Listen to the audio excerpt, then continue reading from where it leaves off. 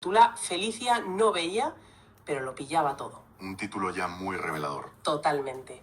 Nuestra idea es desmenuzar juntos esta historia sobre la percepción, y el engaño.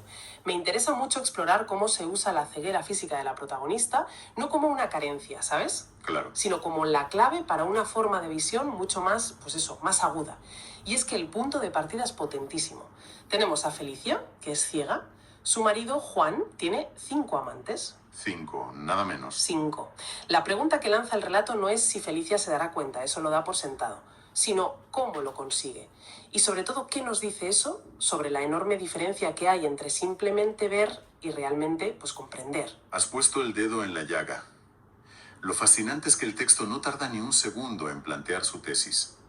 Desde la primera línea establece un contraste brutal: la ceguera literal de Felicia frente a la ceguera, digamos, metafórica de Juan. Ajá. Un hombre que, pudiendo ver, tropezaba siempre con la misma piedra. Ese choque inicial ya nos está diciendo que la historia no va sobre ojos, sino sobre inteligencia y sobre todo sobre atención. Vale, entremos ahí. El relato describe a los personajes con una economía de palabras casi brutal. De Felicia nos dice que no veía, pero que tenía una intuición que daba miedo. Una intuición que daba miedo, sí. De Juan, en cambio, que veía perfectamente, pero que, como decías, era un reincidente en sus errores. Es toda una declaración de intenciones, ¿no? Es que es una inversión completa del paradigma. La historia nos sugiere de inmediato que la vista de Juan, su sentido teóricamente más fiable, es en realidad un obstáculo. Un obstáculo ya.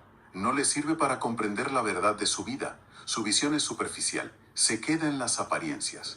Cree que si algo no se ve, no existe. Claro. Felicia, en cambio, al estar privada de ese sentido, ha cultivado otros que son infinitamente más precisos para detectar la verdad. La escucha, el olfato, la percepción de la atmósfera en una habitación y, por supuesto, la intuición.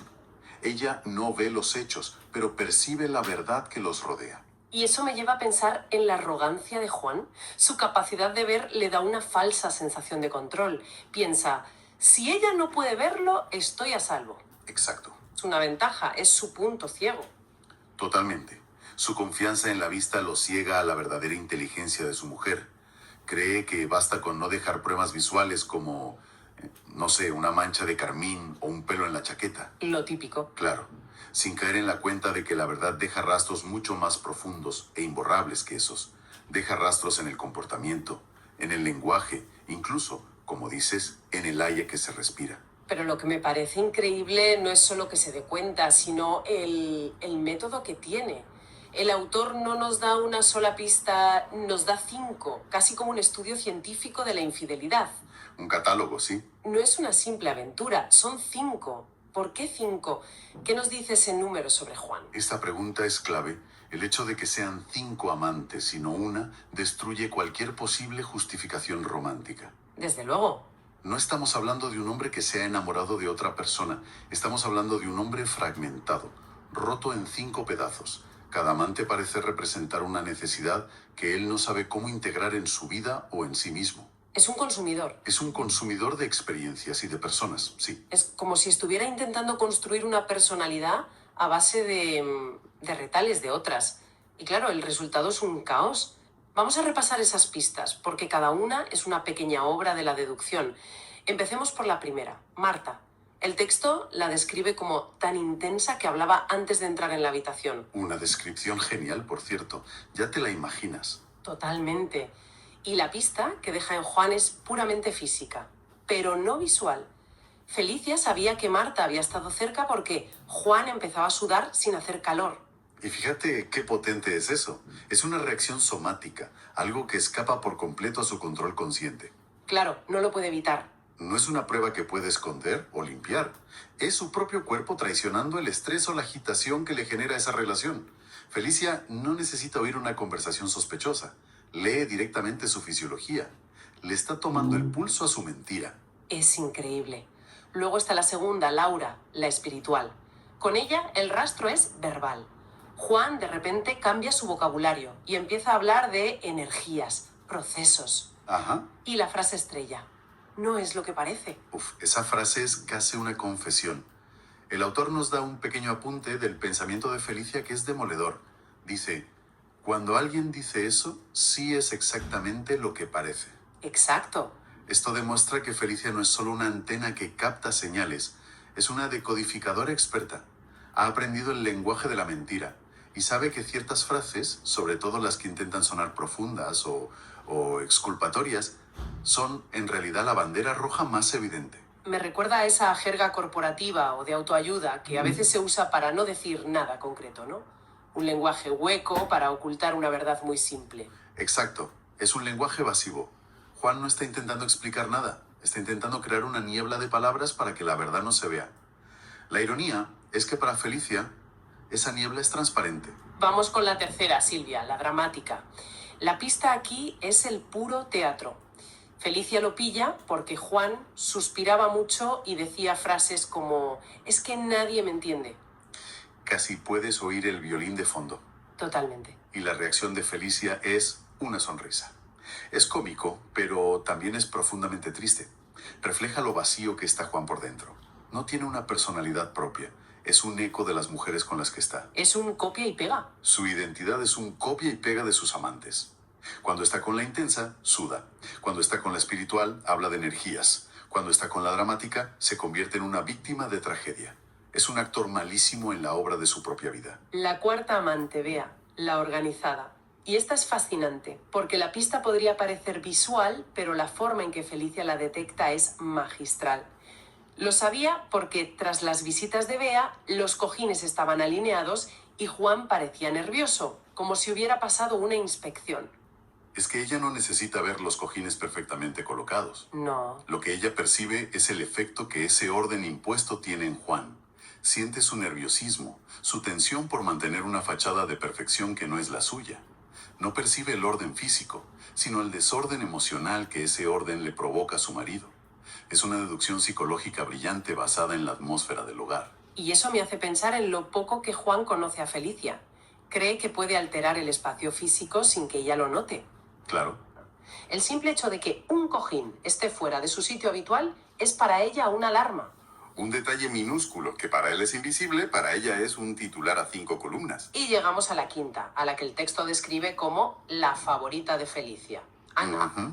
La favorita. ¿Por qué es la favorita? Porque es muy vaga. Tanto que se quedaba dormida en el sofá de su casa. Y la pista es la que encuentro más absurda y reveladora de todas. A ver, dispara. Es una pista sonora, o mejor dicho, la ausencia de sonido.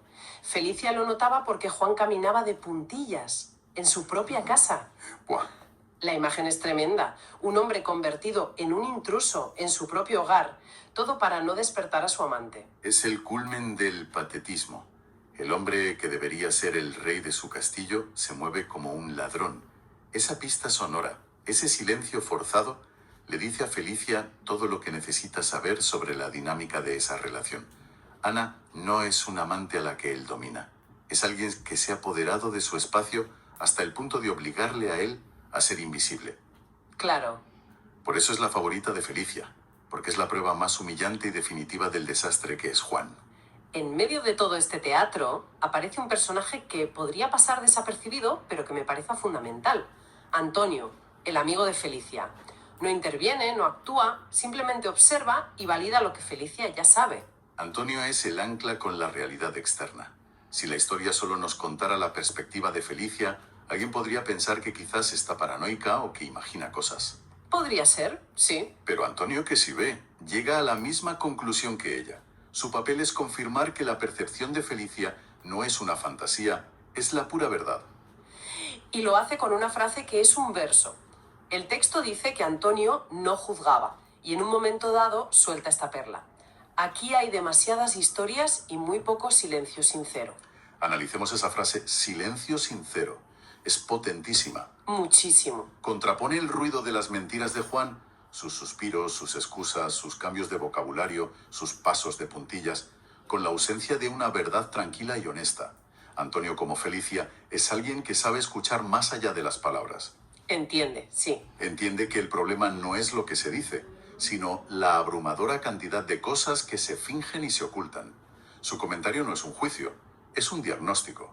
Es como si él y Felicia compartieran una frecuencia de percepción que Juan es incapaz de sintonizar. Son los únicos dos personajes que habitan la realidad. Y es muy significativo que sea amigo de Felicia. Su lealtad está con la comprensión, no con la apariencia. Él también ve la verdad sin que se la muestren en bandeja, lo que valida la idea de que la ceguera de Juan es un problema de carácter, no una ventaja que tiene sobre los demás. Y todo este conocimiento acumulado nos lleva al clímax, la confrontación. Y lo que más me impacta es que sucede sin gritos ni drama. Es de una calma que desarma. Completamente. Una confrontación a gritos le habría dado a Juan una oportunidad para defenderse, para negar, para contraatacar. Hubiera sido una batalla en su terreno. El del ruido. El del ruido y el drama, exacto. Pero Felicia elige otro camino. Ella simplemente le dice: Juan, ya no necesito imaginar lo que pasa. Lo sé desde hace tiempo. Es demoledor. Uf, Es que la fuerza de esa frase reside en su calma.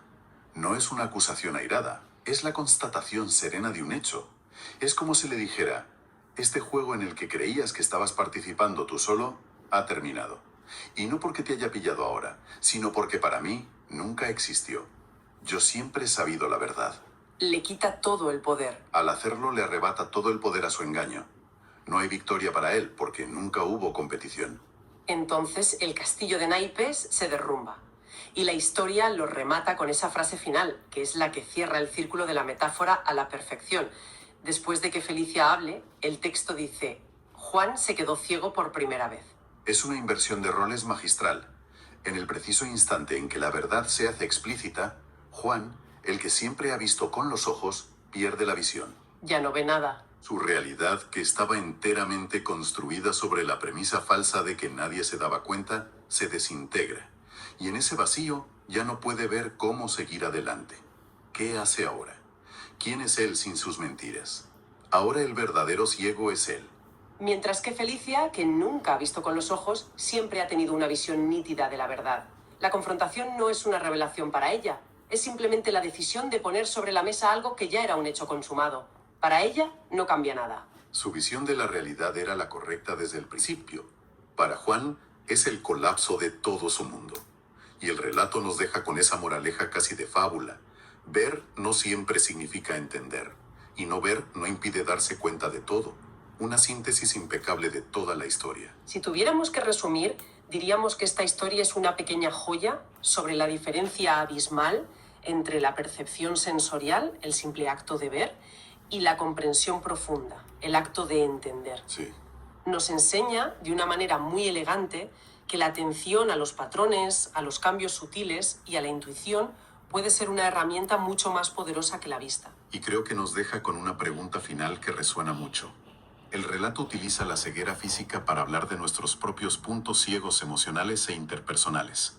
Nos obliga a girar el espejo hacia nosotros. Exacto. La pregunta que a mí me queda flotando es: ¿en qué áreas de nuestra vida actuamos como Juan? ¿En qué momentos confiamos tanto en lo que vemos literalmente, los datos, las apariencias, las palabras explícitas, que nos volvemos completamente ciegos a las verdades que se esconden justo debajo? Es una pregunta incómoda.